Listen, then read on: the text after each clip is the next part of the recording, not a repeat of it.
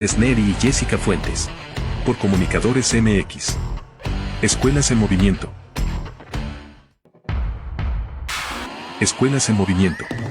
Un espacio para difundir las acciones de autogestión escolar, ambiental y de lucha social del Magisterio Popular organizado. Escuelas en Movimiento. Con Óscar Hernández Neri y Jessica Fuentes. Por Comunicadores MX. Escuelas en Movimiento. Escuelas en Movimiento. Un espacio para difundir las acciones de autogestión escolar, ambiental y de lucha social del Magisterio Popular organizado. Escuelas en Movimiento. Con Óscar Hernández Neri y Jessica Fuentes. Por Comunicadores MX. Escuelas en Movimiento. Escuelas en Movimiento. Un espacio para difundir las acciones de autogestión escolar, ambiental y de lucha social del Magisterio Popular organizado. Escuelas en Movimiento. Con Óscar Hernández Neri y Jessica Fuentes. Por Comunicadores MX. Escuelas en Movimiento. Escuelas en Movimiento. Un espacio para difundir las acciones de autogestión escolar, ambiental y de lucha social del Magisterio Popular organizado. Escuelas en Movimiento. Con Óscar Hernández Neri y Jessica Fuentes. Por Comunicadores MX. Escuelas en Movimiento. Escuelas en Movimiento. Un espacio para difundir las acciones de autogestión escolar, ambiental y de lucha social del Magisterio Popular organizado. Escuelas en Movimiento. Con Óscar Hernández Neri y Jessica Fuentes. Por Comunicadores MX. Escuelas en Movimiento. Escuelas en Movimiento.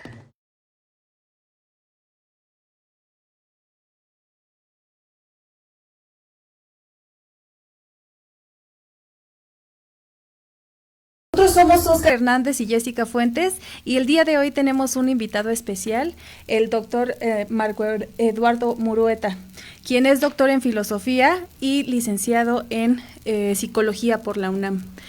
Autor de la teoría de la praxis y del proyecto Sociedad del Afecto. Así es, buenas tardes, Jessica. ¿Cómo están?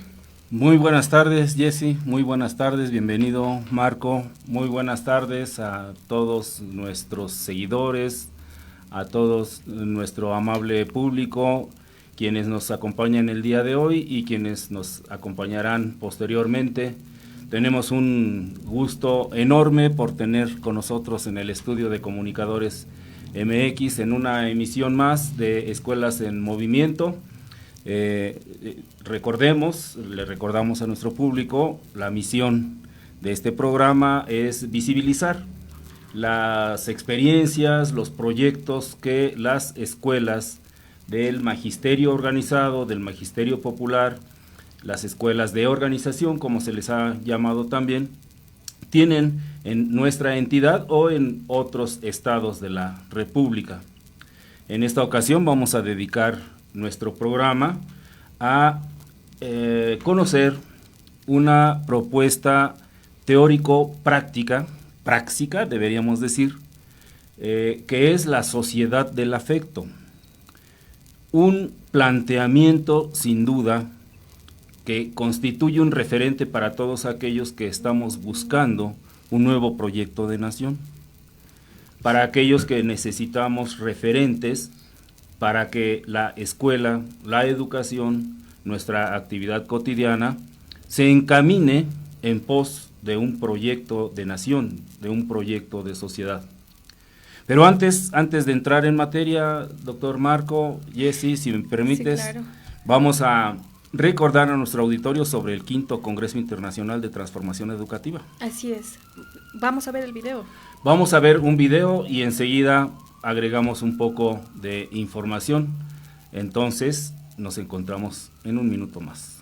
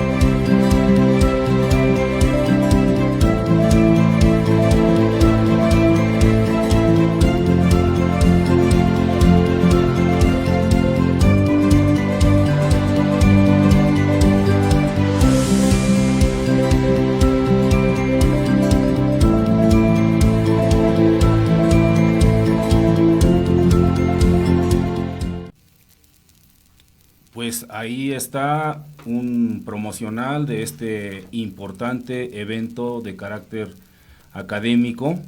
Estamos invitando a docentes, a padres de familia, a organizaciones, a escuelas, a instituciones, para que asistan a este congreso que se realizará del 15 al 18 de octubre en línea.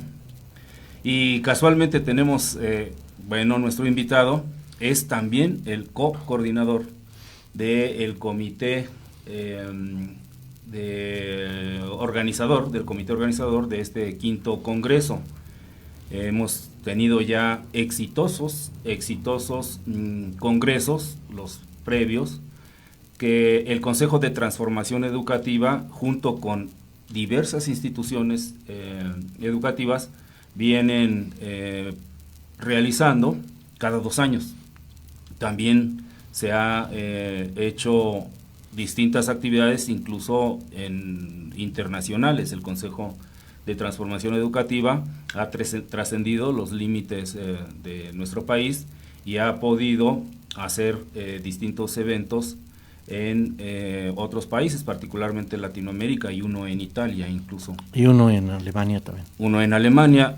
¿Por qué no, para que comencemos, Marco, a lo mejor me estoy adelantando en la entrevista, pero ¿por qué no nos dices qué va a haber sustantivamente? Dinos algunos de los conferencistas magistrales que van a estar en este congreso, alguna mesa de trabajo, de mesa redonda magistral que quisieras recordar. Sí, pues muchas gracias por la invitación, Oscar, por tu amistad, gracias Jessica, gracias aquí a Comunicadores, ¿verdad? MX, por esta oportunidad, y efectivamente estamos en vísperas del 5º Congreso Internacional de Transformación Educativa que organiza el Consejo de Transformación Educativa de México, pero en 2016, por iniciativa de México, se formó el Consejo Latinoamericano de Transformación Educativa. Ese mismo año hicimos el primer seminario europeo latinoamericano de transformación educativa. Hemos hecho 4 congresos anteriores, este es el 5º. Hicimos, junto con amigos de Italia, de Alemania, el primer Congreso Mundial de Transformación Educativa antes de la pandemia en 2019. Y pues en este congreso, como siempre, vamos a tener grandes invitados de América Latina, de México. Va a estar el doctor Axel Didrikson con nosotros, van a estar el doctor Axel Didrikson es mexicano, destacado estudioso de la educación en México, fue secretario de Educación de la Ciudad de México en la época de Ebrard. Y vienen pues de América Latina diferentes personalidades, como la doctora Ángela Soligo de Brasil, el doctor Julio César Caroso de Perú, la doctora Mónica Gianfaldoni también de Brasil, el doctor, ahí se me va ahorita su nombre, el doctor Horacio Maldonado, presidente del Consejo Latinoamericano de Transformación Educativa. El doctor Pedro Raigadas, el doctor Pedro Raigadas de México también. El compañero Pedro Hernández de la CENTE. De la CENTE, precisamente. Siempre hemos tenido invitados a los compañeros de la CENTE. Hay que recordar que este Consejo de Transformación Educativa surge en 2011. Ahí fue donde conocí al profesor Óscar Hernández Neri y estábamos con esta idea de formar instituciones alternativas ante la falta de proyectos que desde esa época se veía que no había proyectos. Entonces nosotros estamos haciendo un esfuerzo desde entonces por hacer un proyecto compartido, y ahí entra ya el concepto de sociedad del afecto y está intrincado, está imbricado más bien dicho con el Consejo de Transformación Educativa, que hay que decir que el Consejo de Transformación Educativa tiene un proyecto muy avanzado de educación alternativo, pero que hasta ahorita pues quienes dirigen la educación formalmente en México no parecen poner atención en eso. Pues invitamos cordialmente a nuestro auditorio, a profesores, profesoras, a que se sumen que se inscriban a este congreso. Todavía el mes de agosto habrá inscripciones, los primeros días de octubre, todavía hay un precio accesible. Va a ser un poquito más costoso posteriormente, así que hay que apresurarse. Es un congreso en línea, habrá mesas redondas habrá conferencias magistrales y se van a presentar trabajos libres. Quienes participen también podrán tener sus trabajos en el libro, memoria que resulta del Congreso, con su respectiva publicación, libros digitales que ya ha habido en los congresos anteriores.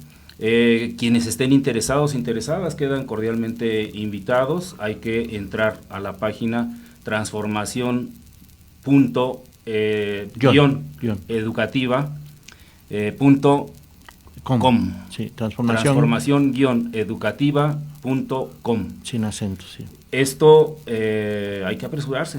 31 de agosto es el límite para inscribir ponencias. Para inscribir ponencias. Pero pueden asistir, inscribirse para asistir después. Claro. Es importante que aquellos compañeros, compañeras que tienen ya trabajos de investigación, experiencias que quieran exponer del aula, experiencias de su escuela, experiencias comunitarias, experiencias de revisión documental, en fin, es el espacio idóneo para dar cuenta de que esta sociedad está transformándose a través de sus escuelas con los esfuerzos de nuestros intelectuales, los intelectuales latinoamericanos y del mundo que están preocupados por la situación que vive la escuela, ¿no? Sí, yo voy a coordinar en el Congreso la mesa de formación de creadores, cooperativos, autogestores con compromiso social, que es lo que pienso que debe ser la educación en el futuro dentro del contexto de la sociedad del afecto. Bien, a mí me toca coordinar la mesa de resistencias y horizontes de la nueva escuela mexicana. Ya nos ha confirmado al menos 3 personas. El doctor Marx Arriaga va a ser parte de esto, el doctor Luis Miguel Cisneros y el doctor Lev Mujaid Velázquez Barriga de la CENTE están confirmados. Entonces, así podríamos hablar del nivel importantísimo que va a tener este 5º Congreso. Quedan todos invitados, invitadas. Entonces, Jessy, vamos a pasar a la entrevista. Ya sí, claro que sí. Vamos a, si gustas, decirnos un poco más sobre la trayectoria de nuestro invitado. Sí, bien, bueno, es importante destacar que el compañero Eduardo Murueta, además de ser doctor en filosofía, maestro también en filosofía y licenciado en psicología, también es el presidente de la Asociación Mexicana de Alternativas en Psicología y presidente del Consejo Mexicano de Psicología, profesor titular de la carrera de psicología en la UNAM. Sí. Pues entramos en materia, si te parece bien. La sociedad del afecto. Suena quizá extraño para algunos, para otros estamos bastante familiarizados. Un planteamiento que ha llamado la atención, que está generando polémica, que está generando debate.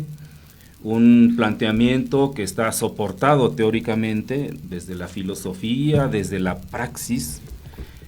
¿Nos podrías decir, para comenzar de una manera breve, y quiero también adelantar que tenemos aquí un libro escrito por nuestro invitado, el doctor Marco, está disponible digital también.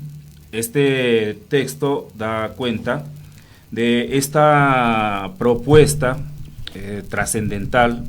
Decía yo al principio que para algunos constituye una referencia básica, porque es original, porque es un planteamiento que viene a legitimar la experiencia de los y las educadoras, la cultura mexicana, que viene a legitimar de una u otra manera lo que muchas organizaciones y grupos estamos haciendo desde la autogestión, desde la autodeterminación para concretar proyectos productivos, sindicales, organizativos, educativos.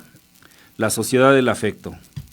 ¿Cómo defines de una manera sucinta sociedad del afecto para que podamos posteriormente explicar a nuestro público su soporte teórico y otras cosas? Sí, pues de manera breve, la sociedad del afecto es un proyecto social que ya está en proceso para construir un modelo económico, político, organizativo que promueve el afecto, bajo la premisa que los sistemas que hemos padecido desde el esclavismo, el feudalismo, el capitalismo, lo que hacen es destruir los afectos, que además es la parte más esencial de los seres humanos. Lo encontramos en el sentido ontológico, es decir, el ser del ser humano es compartir. Si no hay compartir, no hay ser humano. Entonces, Occidente, desde el siglo VI antes de Cristo, sobre todo a partir de Sócrates, empieza a suponer que lo principal es el conocimiento, la razón. Y así es hasta el siglo XVIII, por lo menos, a nivel filosófico, con Kant, que todo es la razón, y nosotros encontramos desde 1994 en estas investigaciones de la teoría de la praxis que lo principal son las emociones. Lo que mueve todo lo que hacemos, incluso el pensamiento, son emociones.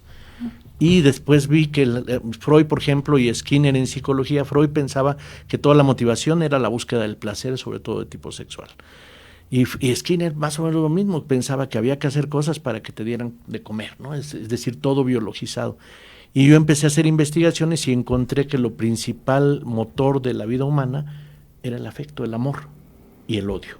Pero el odio como la enfermedad del amor frustrado, del amor limitado, se genera el odio, ¿no? Pero lo principal es el amor.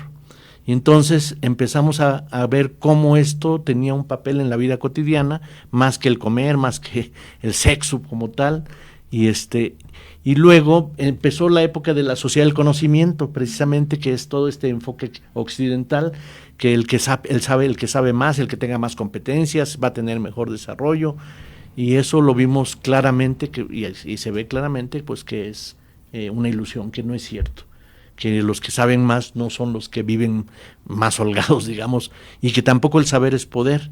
Entonces quisiera eso, sobre el poder, interrumpirte un poquito y me voy a adelantar a la pregunta de Jessica según el guión, porque tiene un soporte filosófico, la sociedad del afecto, y retomas, echas mano de lo que plantea Nietzsche, contrastando a Kant. Dice Nietzsche que el motor fundamental de la sociedad y de las personas es el poder, la voluntad del poder, sí. La voluntad, las pulsiones, diría Lacan también. Lacan. Y quiere decir que, en la obra de Nietzsche se habla del superhombre, del superhumano, aquel que no se somete a las leyes externas, sino al deseo, y que paradójicamente se individualiza. Ese es un problema incluso que le criticas a Nietzsche. Y nos explica entonces que el cambio, una transformación, la que propone hacia el superhombre, hacia el superhumano, es aquel que no se somete y aquel que se libera, y que libera sus deseos, que libera su voluntad de poder. Sí. Esto es lo que nos dice la sociedad del afecto. Suena peligroso, suena bastante fuerte. Sí, ¿Por si qué? pensamos Porque en el poder, sí. Nos está diciendo, deja de obedecer, nos está diciendo, libérate, emancípate. De hecho, la sociedad del afecto es una liberación donde nadie está sometido. Justamente es terminar con el esquema de sometidos y sometedores que el socialismo real por lo menos no pudo cambiar. En el socialismo hay sometidos y los que gobiernan, ¿no? Y aquí lo que pensamos es que todo mundo puede ejercer su poder y ser total o esencialmente plenamente libre. El concepto de voluntad justamente rompe con el esquema de Kant y lo genera primero Schopenhauer. Y entonces la voluntad es el deseo, es el deseo. Y entonces centrar sobre la voluntad del estudio es muy interesante verla como fenómeno, porque la tradición occidental supone que la voluntad es como incondicionada. De repente alguien quiere drogarse, pero ¿por qué? Pues quién sabe. ¿Por qué dejó de drogarse? Pues quién sabe. Así se piensa en Occidente, y nosotros en psicología entendemos que todo tiene causas, y eso es lo que recoge Schopenhauer. Y luego Nietzsche, discípulo de Schopenhauer, dice voluntad, pero voluntad de poder. Pero la voluntad de poder se tiene que replantear, porque no es el poder de Maquiavelo, no es el poder tradicional, Voluntad de poder, dice Nietzsche, está en toda la naturaleza. Las nubes tienen voluntad de poder llover, el río de poder avanzar, el mar de tener oleaje, todo es voluntad de poder para Nietzsche.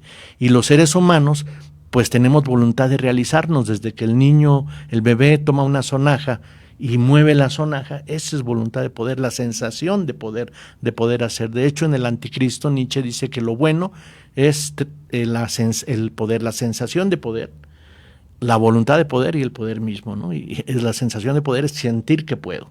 La voluntad de poder es querer, quiero hacer. Y el poder mismo es ya lo estoy logrando, ya lo hice. Marco, otra vez me adelanto a Jessy. ¿La sociedad del afecto va hacia el socialismo, va hacia el capitalismo? ¿En qué perspectiva? Es la alternativa a los dos modelos. Retoma lo mejor del capitalismo, si es que hay cosas del capitalismo que hay que retomar. Por ejemplo, el capitalismo genera mucho espíritu de hay que hacer, hay que lograr, y el socialismo, por ejemplo, se decide en la República Democrática Alemana, hay como una especie de pasividad, ¿no? Pues ya me dan mi salario, y entonces ya no hay como ese espíritu de superación. Entonces la sociedad del afecto recoge la idea de superación del capitalismo. Y del socialismo, pues el problema fue que se hizo burocrático, se estatizaron los medios de producción y no se hizo el poder de todos, como es lo que estábamos comentando. Por cierto, el superhombre en Nietzsche le llama Überman, es decir, superhombre en alemán, no es exactamente Superman de los Estados Unidos, sino es el ultrahombre, la trascendencia, y ya en teoría de la praxis y en sociedad del afecto se le llamamos superhumano, porque se trata de aquel ser que tiene capacidad de integrar a su propia sensación, la sensación de otras personas, de la colectividad, como Che Guevara, como Jesús de Nazaret, son superhumanos, y en la medida en que una persona integra más en su ser el sentido de vida de los demás, los sentimientos de los demás, es más individual, es más especial. Y si no integra, se va ensimismando y se hace masa, se hace igual, se hace impersonal. Entonces rompe con la enajenación este concepto del superhumano, y de la sociedad del afecto rompe con la enajenación de la que nos hablaron Hegel y Marx, ¿no? Es todo una cuestión profunda de la filosofía. Bien, en tu libro hablas respecto de los opresores y los oprimidos, y destacas que la realidad, la verdad que cada uno de ellos vive no es la misma. En ese sentido, ¿cómo es que las estructuras sociales y los sistemas de poder afectan la expresión de la emoción, del afecto? Sí, porque el poder, como ha estado establecido en esa decisión de opresores y oprimidos, los opresores se imponen y no importa lo que piensen o sientan los oprimidos o lo que vivan. Y en cambio, en la sociedad del afecto, la idea es la integración, que todos tengamos en cuenta, no de forma cognitiva o cognoscitiva, sino de forma emocional, a través de diseños que hagan que los niños, los jóvenes, las personas sean sensibles a los otros. Lo que hace a los criminales es que se hacen insensibles. Sí, sí, sí. Ven a la víctima como objeto. Y lo que nosotros vamos a producir a través de la educación, de la cultura, del arte, de la sensibilización hacia los demás, hacia la comunidad. Y entonces los opresores no pueden entender a los oprimidos, y en general eso lo decía Marx, por eso pensaba que la lucha de clases era el motor de la historia. Eran antagónicos. Los proletarios no pueden entender la lógica de los burgueses, como ahora con lo de Andy, ¿no? Los burgueses no pueden entender la lógica de los proletarios, pero entonces Marx propone la lucha de clases como idea, ¿no? Y nosotros pensamos que lo más importante es la integración afectiva, el pueblo como afectividad, en lugar de buscar la conciencia de clase, buscar el sentido de colectividad, de comunidad, de pueblo. Bueno, este proyecto que se llama Sociedad del Afecto nace como una alternativa justo tanto del capitalismo como del socialismo burocratizante. Así es. ¿Qué características tiene o qué diferencias tiene la Sociedad del Afecto? Por ejemplo, una diferencia con el socialismo es la absoluta libertad. No, ya ves que en el socialismo, por la lucha de clases, la clase gobernante, en este caso, empieza a que no puedes, en Cuba tú no puedes difundir alguna idea en un volante. Entonces, esa contención de la libertad hay que superarla. Lo mismo lo que decíamos, es un problema que ve el Che Guevara, el problema de la motivación. ¿Cómo le hacemos para que las personas quieran superarse? Habría que decir que los cubanos han destacado en muchas cosas, pero también hay una tendencia al conformismo, porque no hay. Entonces, tendríamos que buscar la manera de conjugar algunas virtudes, o sea, en la sociedad del afecto sí impulsamos la socialización de los medios de producción, pero Marx equivocadamente en el Manifiesto Comunista y el socialismo real estatizaron los medios de producción, y eso no es equivalente a socializar los medios de producción, porque entonces los dueños operativos de los medios de producción son los gobiernos, los gobernantes, y los demás son asalariados. Y la idea es el cooperativismo, que la gente sea pues dueña de lo que hace, de su actividad. Por eso es el ser propio, ¿no? Entonces, si yo hago zapatos, pues estos zapatos son míos, no son de alguien más que los va a administrar, y yo se los voy a dar a alguien. Entonces, lo que vamos a crear mucho es el sentido de comunidad. En las cooperativas también, en lugar de empresas estatales, habrá empresas cooperativas. En lugar de empresas capitalistas, habrá empresas cooperativas, y necesitamos obviamente formarnos para saber cómo. ¿Y cuáles son las características de la cooperativa? ¿En qué cambia? En lo básico es que no hay una persona que mande y otros que obedezcan, sino que todos deciden, todos hacen, todos participan. Es una propiedad colectiva, podríamos decir, la empresa. Pero además, para que una cooperativa funcione y este proyecto que estamos teniendo funcione, necesitamos dos cosas básicas: el diálogo receptivo, es decir, escuchar a los otros, entender el punto de vista de los otros, y la construcción de consensos, que la tradición del capitalismo y el socialismo no hay construcción de consensos, es uno sobre otro, ¿no? El que gana somete a los otros. Imagínate los sometidos cómo quedan resentidos, traumados y dispuestos a boicotear. Y entonces al también que ganó. ahí se ve afectado las emociones de los que están abajo, ¿no? Siempre están resentidos y están buscando cómo van a boicotear al que ganó. Por ejemplo, aquí con los partidos se ve, ¿no? Gana Morena, y todos los otros partidos, particularmente el PAN, el PRI y no me acuerdo qué otro, están boicoteando continuamente. Todo lo que diga el que está en el gobierno, los demás están en contra. Y eso también se da en la familia, se da en la escuela, ¿no? Hay que boicotear al que tiene el poder. El doctor Marco Eduardo Murueta, vamos a, si me permites, voy a leer un segmento de este libro, La Sociedad del Afecto. Invitamos a nuestros seguidores, a nuestro auditorio, a que conozca este texto. Lo podemos, si no tienes inconveniente, lo podemos enviar a quienes nos lo soliciten. Digital. Me voy a permitir leer un segmento que me parece sustantivo. El camino hacia un mundo superior al actual pasa por la intensificación de la vida afectiva en las parejas, entre los padres y los hijos, por el desarrollo de amistades profundas y estables, por la integración emocional de los equipos de trabajo, por el vínculo emocional dentro de las instituciones, en cada comunidad o región, por afinidad diversas, por país, entre países afines y disímbolos, en la humanidad toda. Los vínculos afectivos son el único antídoto real para el abuso y la corrupción. Conforme se intensifica la vida afectiva, genera confianza, seguridad, serenidad y entusiasmo para impulsar y compartir proyectos. Las organizaciones políticas que pretendan contribuir al cambio social efectivo para lograr un mundo fraterno, podrían poner en primer plano de su actividad la construcción de organizaciones propositivas y realizadoras de posibilidades, en lugar de luchar contra los adversarios. Es necesario rebasarlos, tomar la iniciativa, y que los conservadores, en su caso, sean los opositores a la gestación de la nueva sociedad que surge paulatinamente aquí, allá y en todas partes. Fíjate que hemos comentado en algunos de nuestros colectivos este planteamiento, coincidimos, y no solo coincidimos teóricamente, sino que lo hemos practicado. Si te parece bien, si les parece bien, Jessy, vamos a presentar como una pequeña sorpresa para Marco, una cápsula elaborada por nuestra compañera Rocío. Ella es profesora de la Universidad Nacional Comunitaria de la Prepa 55 y es quien nos ha estado alimentando este programa bellísimamente con cápsulas de Educa Acción Ambiental. Haciendo una revisión de este planteamiento, hubo una articulación con el trabajo de la Educa Acción Ambiental. a propósito de este segmento del libro, me parece viene a tono.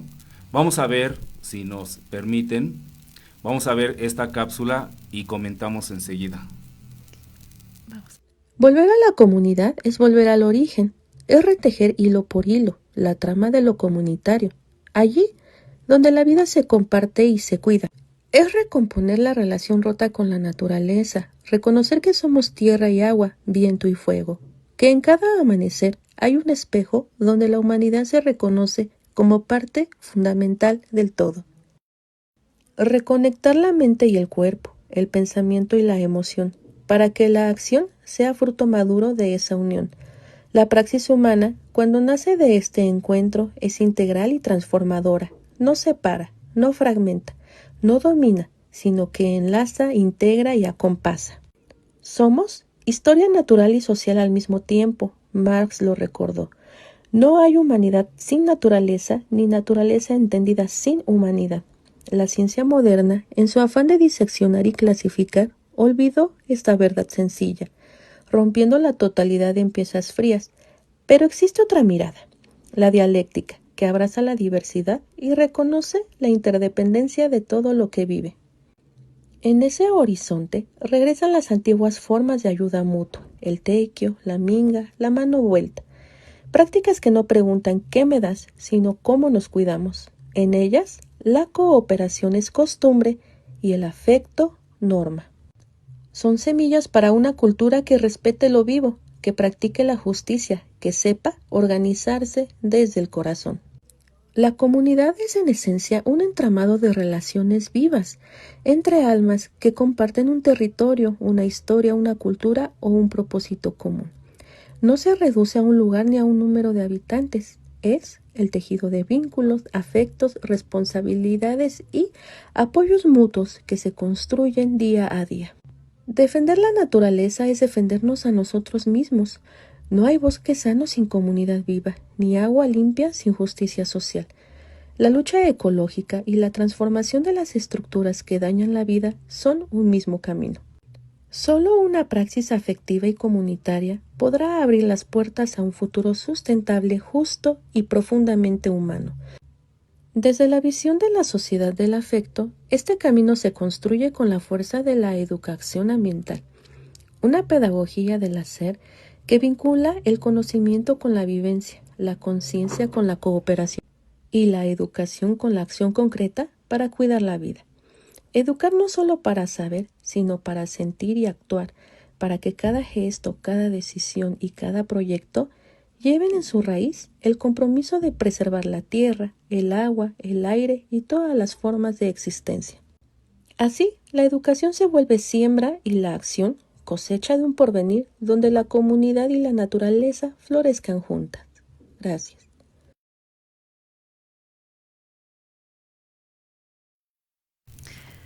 Bueno, pues, ¿qué te pareció? Antes, Pues una gran sorpresa.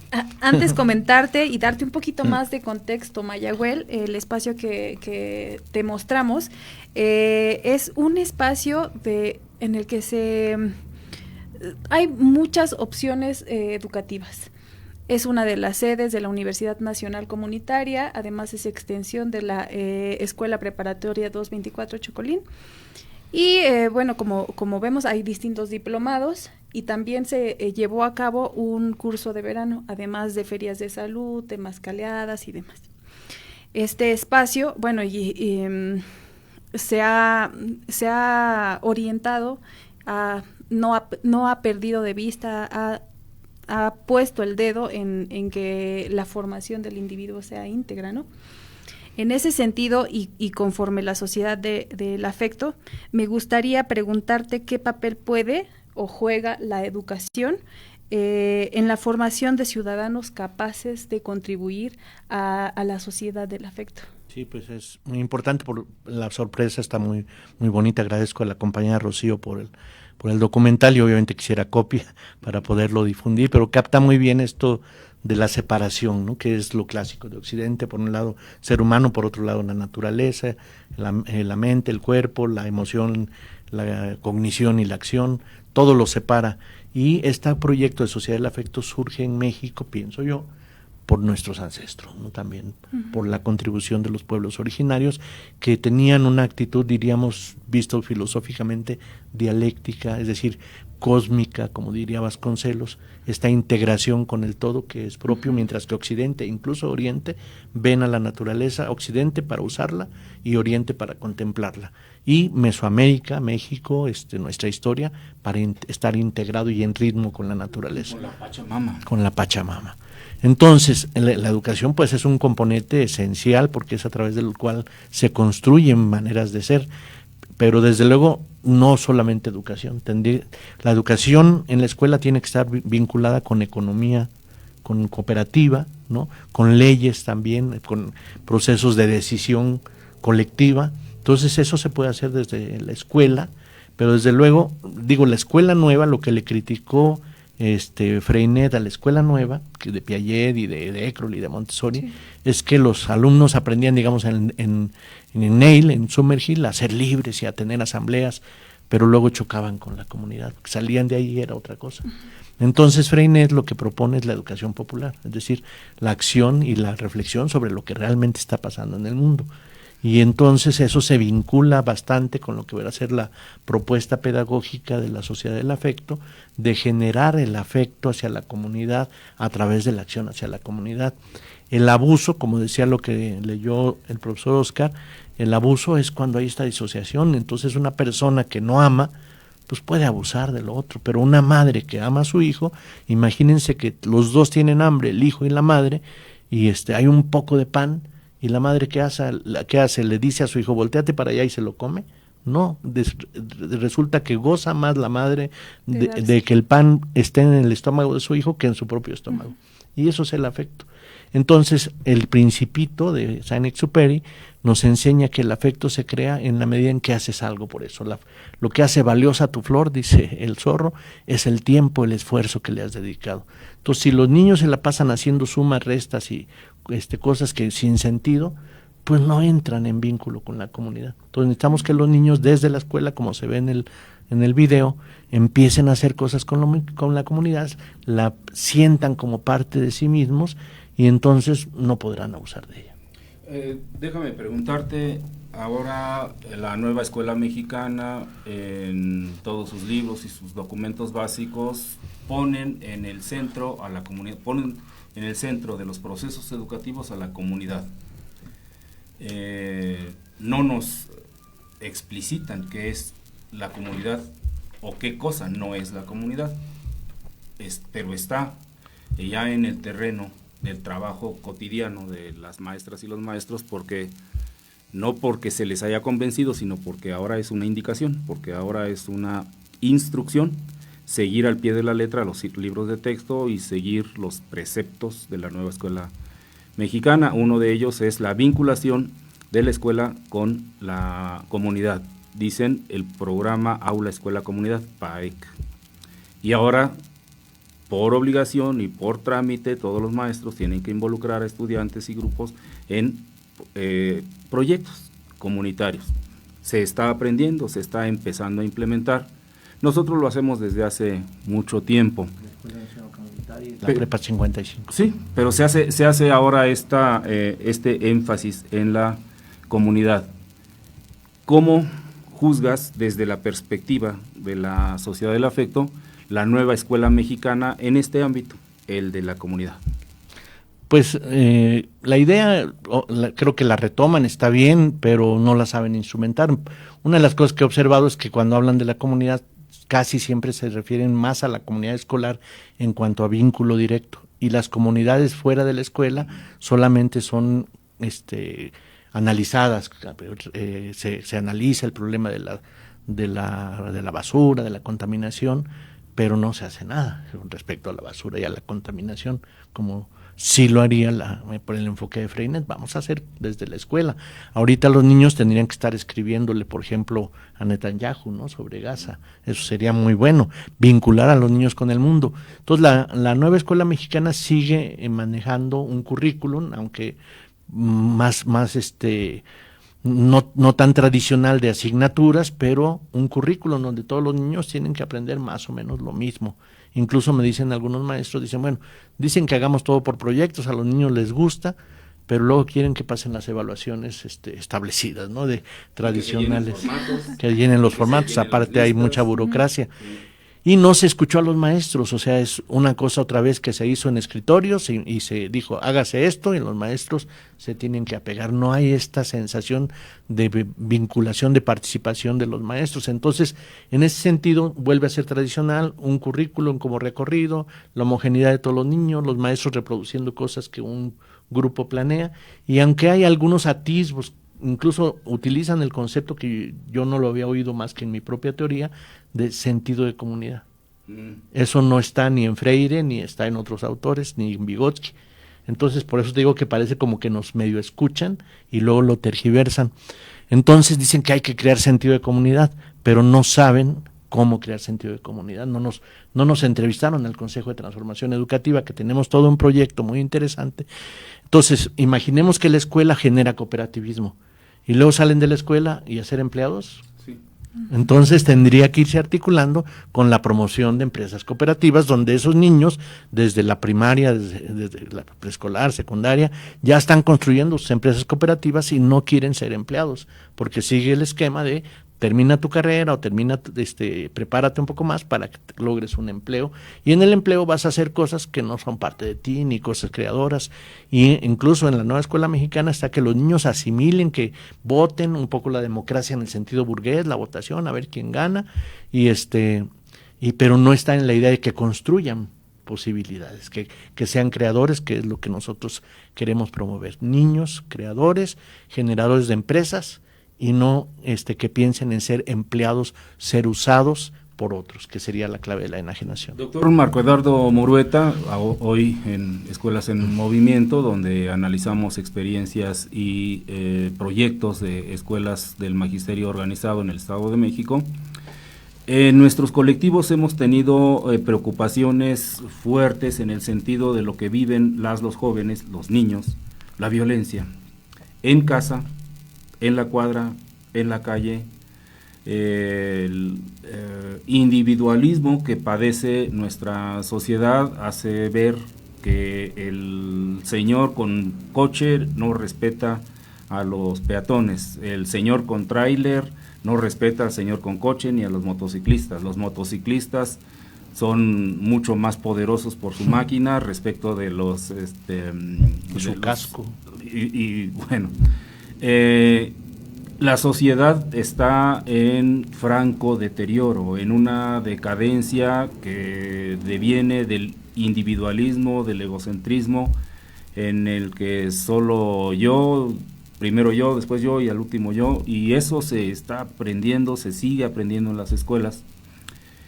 La sociedad del afecto, el decir afecto, quiere decir que vamos a querer al que agrede, que vamos a estimar, a sentir afecto por el que viola, por el que nos agravia. ¿Cómo es eso? Porque podría pensarse que es una frase ridícula. Sí, esa sería la república amorosa de López Obrador, ¿no? Así de que, ay, te amo, te quiero, ya vamos a ser afectivos. Abrazos, no balazos. Sí, no, aquí se trata de un afecto natural, real, ¿no? Es decir, de un fenómeno, no de una posición romántica. Entonces, a las personas que hacen violencia hay que tratarlos, hay que darles tratamiento, están enfermos. Entonces, pero los niños desde pequeños, si los podemos empezar a formar en la cooperación, en la sensibilidad hacia los animales, hacia las plantas, hacia la comunidad, entonces ellos entran en afecto. No es porque digamos tienes que decir te amo o te quiero, ¿no? Sino entran en afecto, en emoción, y entonces van a proteger aquello con lo que están familiarizados, con lo que están construyendo, ¿no? Incluso en los años 60 todavía a los niños de primaria se les pedía que salieran a conducir el tránsito de la ciudad, de las pequeñas ciudades. Y ahorita los niños están en pequeños departamentos con sus videojuegos, no hay comunidad de niños, con su celular, y luego dicen, es que está todo el día con su celular. Y les dije, ya hemos hecho el experimento y les decimos a niños que parecen estar adictos al celular, un domingo en la mañana después de que se levantan, desayunan, y les decimos, mira, una opción es que te quedes a jugar tu videojuego, o en el celular, o en la tele, y la otra opción es que vayamos al parque a jugar la pelota. ¿Cuál te gustaría más? Y 95% de los niños dicen quiero ir al parque a jugar la pelota. El problema es que no. Entonces, si no lo llevas al parque, si no tienes actividad, si es un solo niño, no tiene con quién jugar, y el papá ya está agotado, le dice, pues conéctate al YouTube un rato porque ya no aguanto tu ritmo, y entonces ellos mismos le dan celular. Entonces la adicción al celular, como todas las adicciones, está por la carencia de afecto. De hecho, los investigadores estadounidenses dijeron que qué curioso que el amor generaba endorfinas y generaba procesos bioquímicos parecidos a los de las drogas. Pero no pensaron al revés, que las drogas generan procesos bioquímicos parecidos a los del amor, que es lo natural. Entonces, en la medida en que hay entusiasmo, en la medida en que el otro es parte de ti, no porque te lo hayan inculcado cognitivamente, sino porque lo has convivido, pues no puedes abusar de esa persona, y en esa medida las cosas cobran sentido. En la medida en que no hay amor, la vida pierde sentido, y por eso tienes razón que es una sociedad en decadencia, sobre todo Estados Unidos, pero México va en secuencia. Cada vez tenemos más suicidios, más depresión, más tiroteos de estos muchachos que llegan a la escuela y a los centros comerciales y disparan. Entonces sí necesitamos hacer algo. Que agreden a los maestros. Pero las clases gobernantes no están occidentalizadas, no entienden, agreden a los maestros. Entonces necesitamos el magisterio, las personas en general, las familias, empezar a cambiar el código, y yo digo que ya no votar por los partidos, empezar a hacer trabajo comunitario, y uno de los aspectos que promueve la sociedad del afecto, como tú sabes, es el autogobierno, el autogobierno desde las comunidades, los municipios, los estados y nacional. No es tan problemático y sería mucho más económico, y además sin gastar tanto en elecciones, más democrático porque todo el mundo participaría, se generarían consensos desde las comunidades y podrían relevar a las personas que son sus delegados a la municipal o a la estatal o la nacional. Entonces el autogobierno en los niños sería muy bonito, y en las casas también, ¿no? Que no el papá sea el jefe de la familia o la mamá, sino que sea la comunidad familiar la que tome decisiones, y los niños se involucren desde pequeños, por ejemplo, en el manejo presupuestal, en los ingresos y egresos. Bueno, esta frase de afiliación y luego concientización que hay en el Partido Mexicano de Trabajadores, sí, justamente llega desde las preocupaciones, y que pues es una de las emociones, ¿no? Es una emoción que hay que atenderse. Si nosotros como esta teoría, esta tesis de la sociedad del afecto, la quisiéramos implementar, ¿cuáles podrían ser sus mayores obstáculos y cuáles son las posibilidades? Sí, un poco en lo que leía hace un momento el profesor Oscar, la sociedad del afecto ya está en proceso, ¿no? Está aquí, ahora, sí. Yo vengo aquí estamos conversando. Entonces, es ya, desde ahora. Y esto de la frase de afiliación y luego concientización fue interesante porque estábamos con la inquietud de querer cambiar el mundo como jóvenes y ante tantas injusticias, y nos llegó pues la influencia con los conceptos comunistas. Estamos hablando del PMT, del antiguo PMT que dirigía Eberto Castillo y Demetrio Vallejo, porque el que acuña la frase de afiliación y luego concientización es Demetrio Vallejo. Entonces yo, como académico, ser estudiante universitario y todavía influido mucho por Occidente, no, primero tienes que comprender y luego ya vas a hacer, ¿no? Y Demetrio Vallejo lo que encuentra es que hay que partir de las necesidades de las personas. Le falta un drenaje, una lechería, un problema en la comunidad, y entonces ahí están sintiendo algo. Eso no lo pensaba Vallejo, de que estaban sintiendo algo, pero sí decía, partamos de las necesidades concretas, y entonces sí, ya cuando quieren la lechería, bueno, hay que hablar con el presidente municipal, otras luchas parecidas, otros compañeros, o sea, empieza todo el análisis, la conceptualización a partir de las necesidades, y eso fue importante para entender que la acción, como dice un psicólogo francés, del acto al pensamiento, la acción genera la organización cognitiva. De hecho, el pensamiento es acción, también es un proceso de acción cerebral, diríamos. Entonces, en la medida en que vas actuando, vas sintiendo y vas organizando pensamiento, y por eso este concepto de afiliación. En el caso de la sociedad del afecto, Imagínate que primero les dijera, bueno, ¿quieres ser de la Sociedad del Afecto? Échate ese libro. Lo vamos a discutir durante, no sé, 3 semanas o 10 semanas, ¿no? Y después, a ver, ¿no? Entonces partimos de qué es el afecto para ti, cómo estás haciendo con tus niños, con tu familia. Al revés, y entonces ahí va, ahora quiero saber más. Bueno, ahora sí te puedo prestar un proyecto, una parte del libro, mira esto, y entonces ya le encuentra sentido porque lo está articulando con cosas vivenciales, que es justamente lo que la escuela tradicionalmente no hace. Piensa la escuela primero el conocimiento y luego la práctica. Incluso la nueva escuela mexicana piensa que primero hay que explicar y luego verificar en la acción lo que dice la teoría, ¿no? Doctor Marco Eduardo Murueta, quisiera mencionar a nuestro amable auditorio que has sido militante de la izquierda en este país, que desde muy joven te incorporas al movimiento estudiantil, te incorporas a los grandes movimientos nacionales y luego te has convertido en un activista. Entre tus muchas actividades está la conformación y la promoción de la Asamblea Nacional de Autogobierno, un proyecto también trascendental que precisamente, ya lo invocaste de alguna manera, prescinde de los partidos políticos. Se demuestra que es factible, que es posible un régimen, un gobierno sin partidos políticos.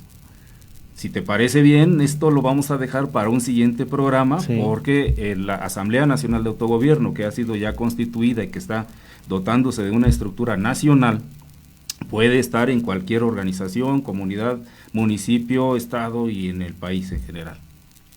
Este proyecto es sin duda un planteamiento vanguardista que ha sido criticado y tiene su soporte fundamental en la sociedad del afecto. ¿Qué tan distinto, qué tan parecido es al humanismo mexicano que empieza a acuñar Andrés Manuel López Obrador y que ahora lo tiene como bandera Claudia Sheinbaum y su gobierno?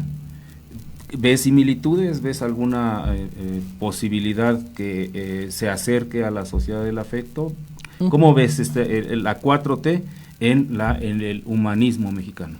Sí, el humanismo en términos generales pues es la inclinación hacia el humano, hacia la sensibilidad hacia los demás.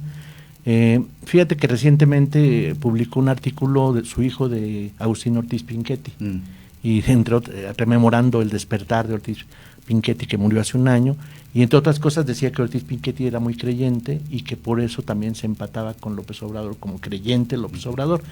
Y yo, cuando era jefe de gobierno López Obrador, veía que cuando le preguntaban si era creyente decía soy libre pensador, pero ya cuando llegó a la presidencia ya lo veía yo como creyente. Incluso él hizo su cartilla parecida a la de Alfonso Reyes, para decir que hay que ser éticos y la honestidad, que ahora parece cada vez más, ahora sobre todo con el viaje a Tokio de Andy, parece más superficial, una pose, y no algo tan auténtico como López Obrador. Sí hizo sentir que él por lo menos tenía la convicción. Entonces el humanismo tiene mucha historia, sobre todo en la Edad Media. El humanismo viene desde la época de Jesús de Nazaret, ¿no?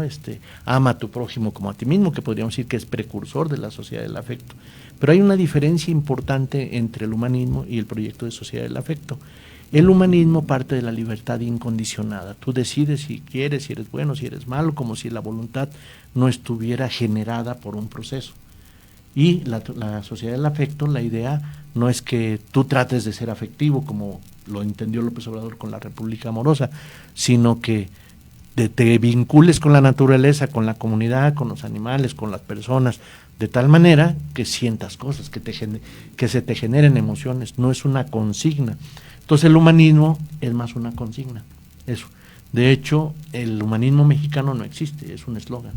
No hay ningún autor, ningún libro que se podría decir, mira, el libro de Leopoldo Sea es de humanismo mexicano, ¿no?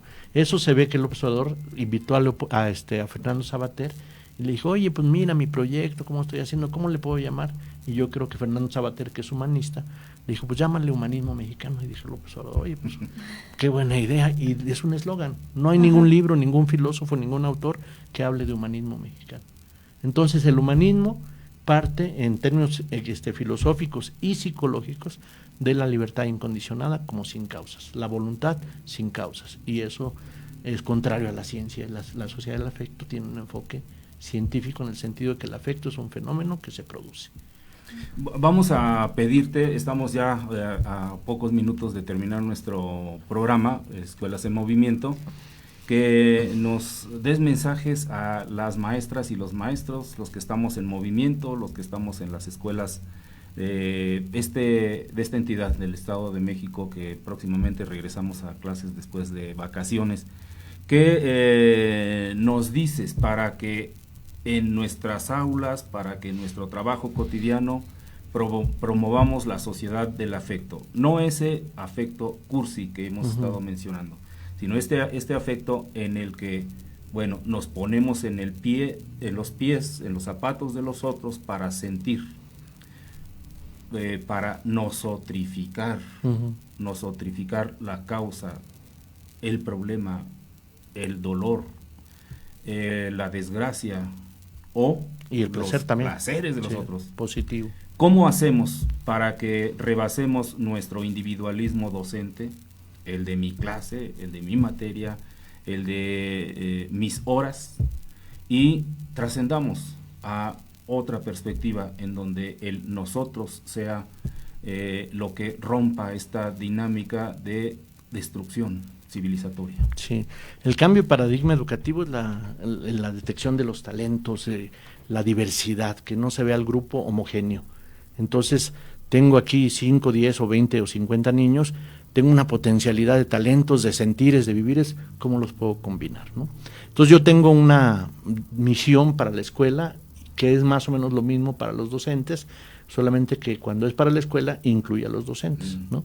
Entonces la escuela debería tener como misión el detectar, impulsar, desarrollar, coordinar y proyectar talentos y vocaciones individuales y colectivos para hacer crecer su poder, o Nietzsche, ¿no? Su poder, su voluntad de poder y su poder mismo de acción social, ¿no? Entonces lo que queremos es esos creadores que se sepan coordinar, tanto docentes. El docente es alguien que no debe ser un medio, también es una persona.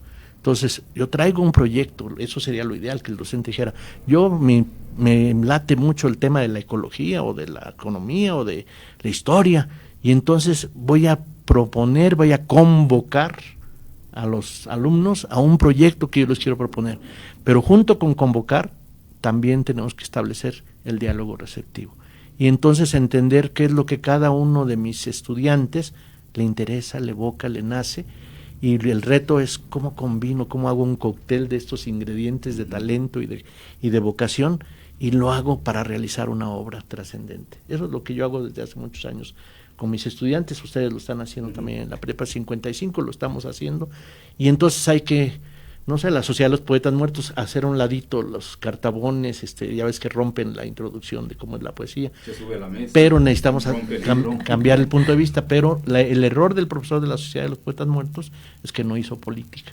no habló con otros maestros, no habló con los padres de familia, simplemente motivó un gran cambio a los estudiantes, pero los hizo chocar con sus padres y con sus otros maestros y con las autoridades de la escuela. Entonces, hacer política no es meterse a un partido. Hacer política es cómo conjugo voluntades para lograr una posibilidad social. Marco. Gracias. Jessy, despídenos porque está muy interesante. Apasionante todo esto. Estoy emocionado con lo que se puede hacer en la escuela. Vamos a cerrar el Pues una vez más hemos agotado con el tiempo. Agradecemos mucho tu presencia, admiramos tu trabajo. Gracias. Y pues esta gran concientización de que pues somos todo, ¿no? O sea, no somos uno solo, sino somos el todo. Sí.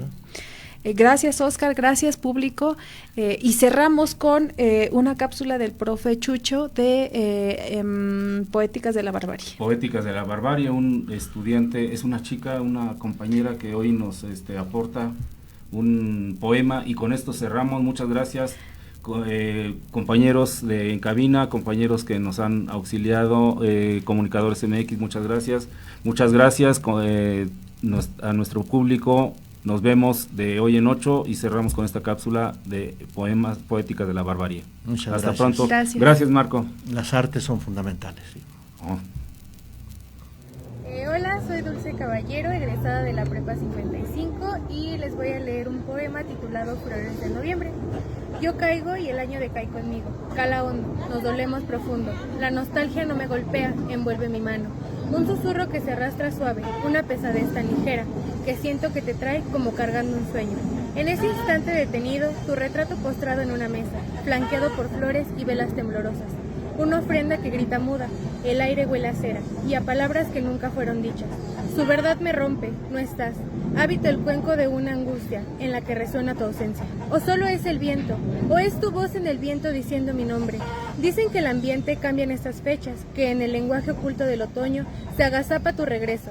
Si algo sé, es que en las noches frías, cuando más duele, esa ilusión se parece suficiente a la calma. Pero el consuelo de este ocaso no me basta. No quiero esas palabras intendibles. Quiero tus manos, me aferro a ellas, como sosteniendo un cuchillo por el filo. El olor de la flor de muerte dibuja la promesa de tu sombra, como regalo de cumpleaños. Sé que no estás, pero, ¿y si llegaras esta noche, y si te sentaras en la orilla de mi cama a contarme cuentos otra vez? Una vez más y solo una, encontrarte, ensoñarte, contarte las tontas historias de este lado, de los días que pasan sin novedad, de las noches que se hacen eternas, sin palabras, intuir que respondes, que me escuchas, que lo sabes todo, que siempre has estado ahí a través del silencio. Esta noche mentirme con una certeza, más que un recuerdo, más que un retrato, acompañando a otros en el altar. Vendrás a verme, y aunque el olor del cempasúchil se disuelva en la brisa de otro año, volverás siempre, como las flores a la casa.